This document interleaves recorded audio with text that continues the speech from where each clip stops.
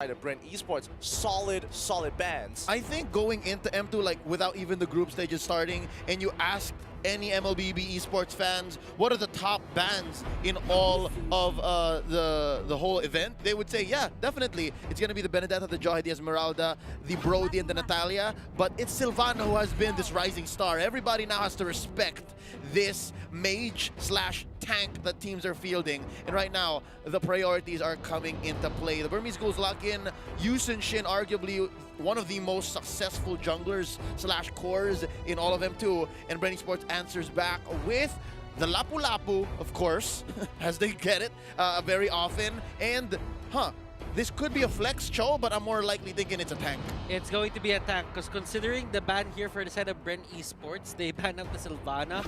They do not want this show to get caught out. We did see the prowess of Sylvana in terms of going for the face checks. If she's there in the brush and she catches you, automatically you get called out by the Imperial Justice. Wow, I mean, both teams, speaking of, yeah, the picks are very important here, but interestingly enough, both sides are actually mirroring each other in terms of the roles that they want to select. It's in a different order, yes, but they want to make sure that when they get into the second phase of the game, they're not going to be able to kind of minimize a particular role because it affects both sides. Yep, and now second phase of banning.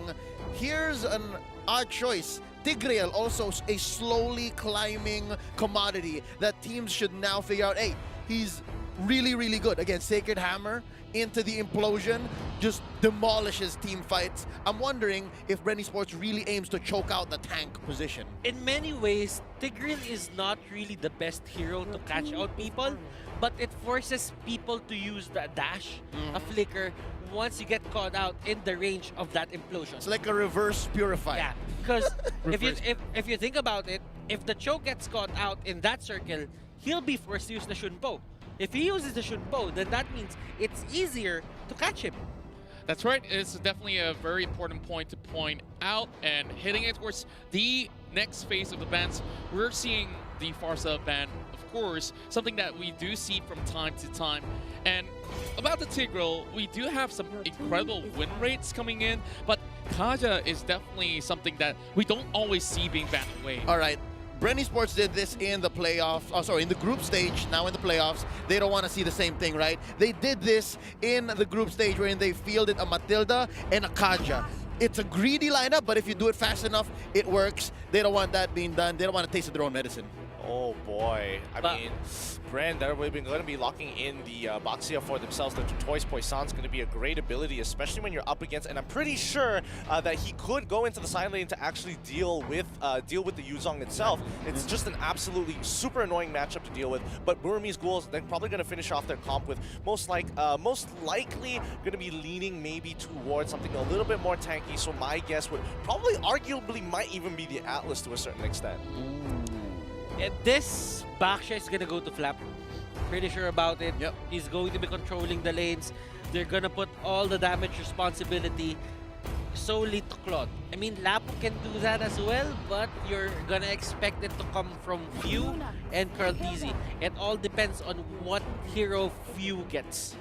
Yeah, and now in response to that situation, they are bringing in the Lunox as well as Hilda. So let's talk about the Hilda pick right here, because we've seen a lot of beefiness coming in from the side of Bren Esports as well. Having great versatility, and now Fuel is going to go in for the last pick to complete the entirety of this lineup. Yep, there you go. El Capitan goes ahead and picks up the Valier, able to push away the Yuzhong, able to push away the Hilda as well. And I'm getting what the Burmese Ghouls are trying to do, right? They're trying to give Karltizi a very, very hard early game. This Hilda is going to be on Karltizi by minute 0 if he could have his way, right? But I think that it's an I know you know type of situation. So right now it might even be a full-on invade by Kid and Ruby DD. Who knows? I think we should honestly expect Burmese Ghouls to start invading almost from level 1 off the bat against Bren Esports here, and I think that orange buff is going to be highly contested by both teams, and I think, the Valier is the adaptation to say, hey, if I get the Searing Torrents, I have an opportunity to push you away just enough so that my team is able to take away the buff with a single Retribution without having to really contest it and put myself in that kind of danger. Yeah, I'm just looking at it right now. This is going to be very interesting. Burmese Ghouls go for their best comfortable strategy. Bren Esports, teams have been noticing that if they go for a marksman jungle, they have a hard time. But right now, they're trying to prove us wrong. Going in towards the Land of Dawn, this is the very first game in the upper brackets, and it will be Burmese Ghouls taking on Bren Esports in Game 1. Bren Esports, they are just going for this certain setup onto the mid lane. They actually go for the 1-3-1, and they try to poke as much as possible. And looking at it, BG, they won't really back down. I don't think they will, and again, it's going to be a contestant for mid lane. Level 2 is always going to be, you know, a little bit nicer when you go for these invades, but just keep your eyes on the directions of the buffs here. I think this is a purple start for Bren Esports. It's Carl TZ, and this might not be, how do I say, the best position for Bren Esports, because it's actually Flap TZ on the Basha jumping in. And they actually punish this. Look at that two-man Jit Kundo, and they are forced out. Bren Esports, they hold the line. Carl here getting a free purple buff. Now, why did I say that it's not so good for Flap TZ? He loses the range game here. Yes, you're a Baksha. Yes, you have your 2 to help out and close the gap and clear waves. But what's going to happen is you're going to keep trying to freeze the wave and put it underneath your turret. Sure, there is this 10% damage reduction. But at some point, if you have rotations coming in from Ace like this and as well from Mlbb, then actually, now come to think of it, it might be a bait because Flap TZ can just roll out of here unless they rain enough damage on him, and that's exactly what they're doing here. I think this is what Flap TZ wants. I mean, this is all coordinated by Bren. They wanted to make sure, yeah, Baxia can hit level 2 down on the bot side so he can rotate down, rotate towards the purple buff. And now that, by now, in the EXP lane, level 4 on the Lapu Lapu, if they decide to go in and invade for orange, we have an even stronger force up on towards the top side in comparison to D. And they actually catch out Carl, but there is the trade that is going to be favoring the side of Burmese Ghouls. Rebo here forced out of his lane. He tried to help, but he wasn't there in time. Oh boy, I mean, first blood already given over, but it could be more. Right now, Lusty just trying to size up his man. And as we've said, the first turtle is going to be important for this game. Burmese Ghouls, they take it. The question is, how much can they push this lead? I love the counterplay between Burmese Ghouls' heavy invade and then neutralized by how Flap TZ was kind of baiting the lower part of the map. And right now, it's Rebo who has to answer to Mlbb and the laning Yuzhong on D. Now, the question is, how far can Burmese Ghouls take this advantage? It'll really come down to how much they bear down on Carl TZ. And Carl TZ, again, I think this is the right thing to do for him. Stick to the buff, stick to farming, and then wait for the perfect time to actually come out. And yeah, just do this, blazing the waves away, and then just rotate back into the orange, back into the purple, take your camps, and then slowly but surely, maybe in the mid game, find your power spike after your second or even your first core item. I don't know. Maybe he's here. Maybe he's here. He's trying to get Carl. Carl, will he back down? No, he won't push back to the turret. Not gonna reach. But there is going to be a punish and a step in the right direction for Bren Esports if they want to stop the aggression coming out for Burmese Ghouls. I mean, you hate to see it, but D, he's going to try even more here. And he tries to go for few, but Carl will be his next target, and he really tried to go for that. Really tried to get the extra HP that comes out from killing that buff.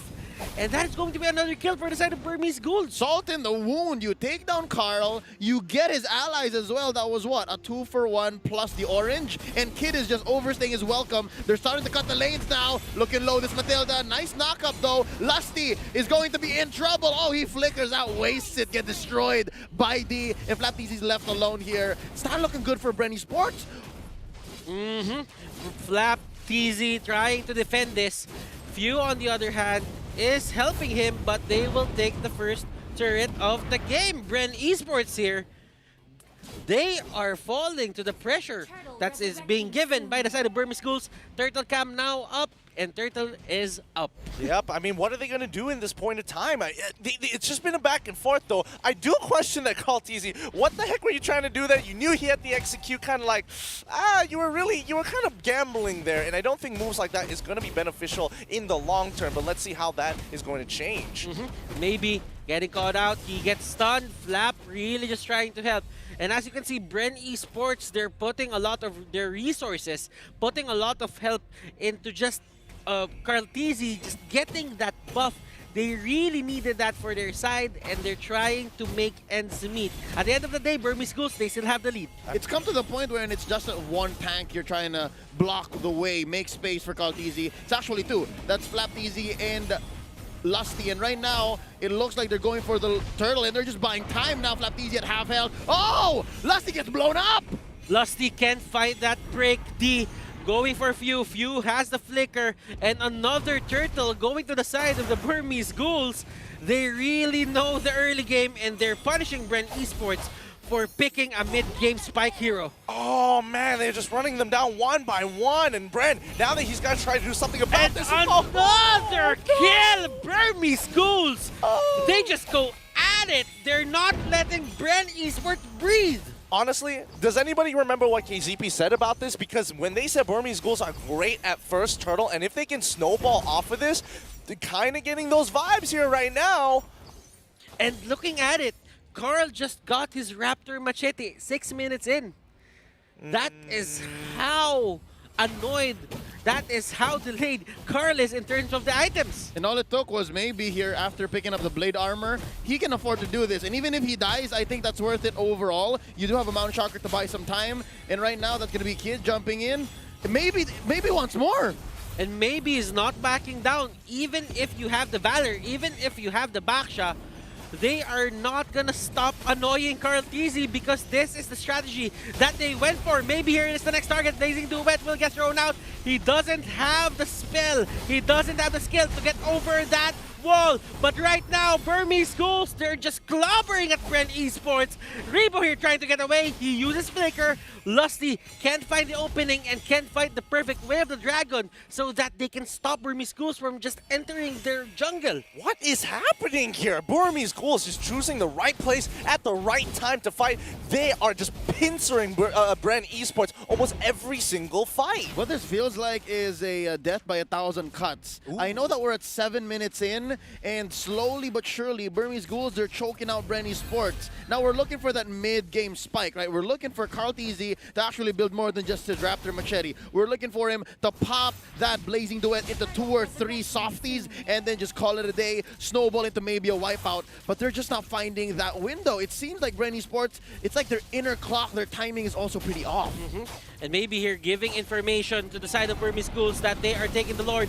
D will try to go for the enemy team here, and that is going to be Few in the middle of everything. Flaptese trying to control the fight. There's the Mountain Shocker hitting multiple people here, and Kid just going in with the Matilda, and they get punished once again. 4 for 1. 4 for 1. Like, come on.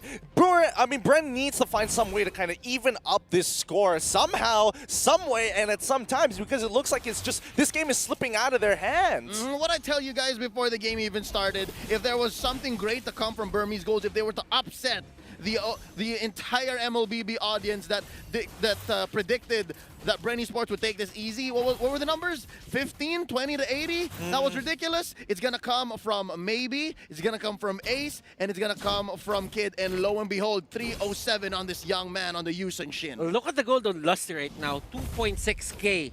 Hilda has 3.7.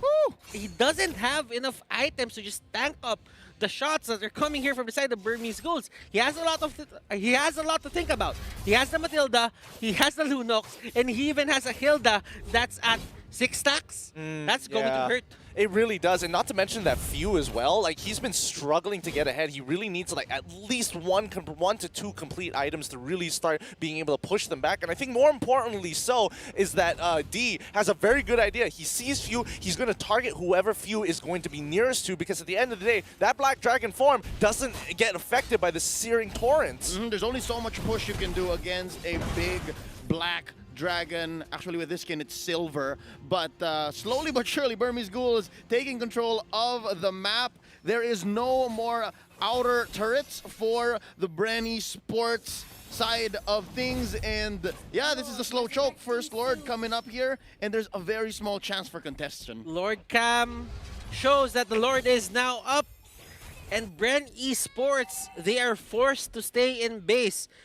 technically, Carl TZ right now is just getting the scraps that are reaching their base. The Lord is going to be the next target here for the side of Burmese Ghouls. They're setting it up right now. Maybe just stack it up.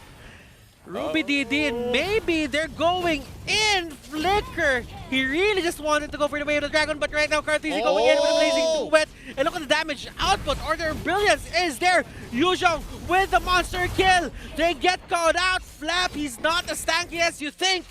Burmese Ghouls, they're just controlling this game. Yeah, I definitely think Bren underestimated how much damage that that Ruby DD had in the bank. I mean, he's 1-0-7. Doesn't look like a big deal, but my goodness. They're just trying to clear the waves. Do not let Burmese Ghouls just take your turrets as much as possible.